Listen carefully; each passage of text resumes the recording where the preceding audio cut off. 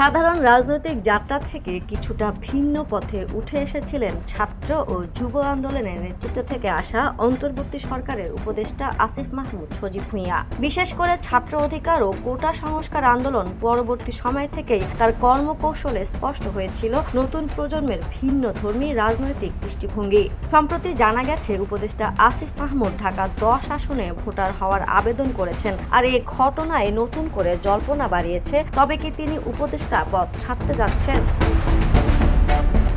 রোববার বিকেলে রাজধানীর গ্রিন রোডে ঢাকা 10 আসনভুক্ত ধানমন্ডি থানা নির্বাচন কর্মকর্তার কার্যালয়ে উপস্থিত হয়ে ভোটার হওয়ার আবেদন করেন আসিফ মাহমুদ। পরে সাংবাদিকদের মুখোমুখি হয়ে তিনি জানান, আগামী জাতীয় সংসদ নির্বাচনে অংশ নেওয়ার পরিকল্পনা তার রয়েছে। উপদেষ্টা আরও জানিয়েছেন, যেহেতু ঢাকা থেকে নির্বাচন করব সেটা মোটামুটি নিশ্চিত, তাই নিজের ভোটটাও ঢাকায় নিয়ে এলাম। তবে কবে নাগাদ তিনি সরকারের উপদেষ্টা পরিষদ থেকে পদত্যাগ করবেন সে প্রশ্ন খানিকটা রহস্য রাখেন আসিফ মাহমুদ। তার ভাষায়, নিশ্চিতভাবেই বলছি আমি নির্বাচন করব, কবে নাগাদ পদত্যাগ করব সেটা সরকারের উচ্চ পর্যায়ে সিদ্ধান্তের উপর নির্ভর করছে, আলোচনা করে দ্রুতই আপনাদের জানাবো। এ বক্তব্যের পর রাজনৈতিক অঙ্গনে গুঞ্জন উঠেছে, নির্বাচনের আগে উপদেষ্টাদের মধ্যে তিনি কি প্রথম পদত্যাগ করতে যাচ্ছেন?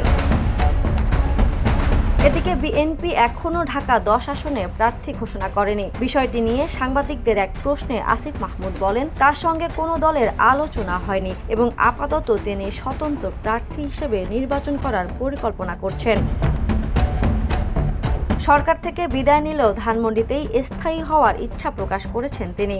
এই এলাকারই ভোটার হচ্ছি, যাতে আমার ভোটটা অপচয় না হয় বলেন আসিফ মাহমুদ। জুলাই সনদ বাস্তবায়ন ও গণভোটের সময়সূচি নিয়েও এখনও অনিশ্চয়তা রয়েছে জানিয়ে উপদেষ্টা বলেন, সরকার রাজনৈতিক দলগুলোর মতামত অপেক্ষা করছে।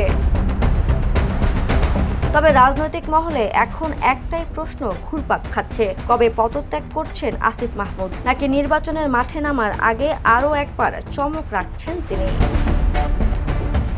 Desk report, the news. দেশে দেশে সবার সাথে দ্য নিউজ।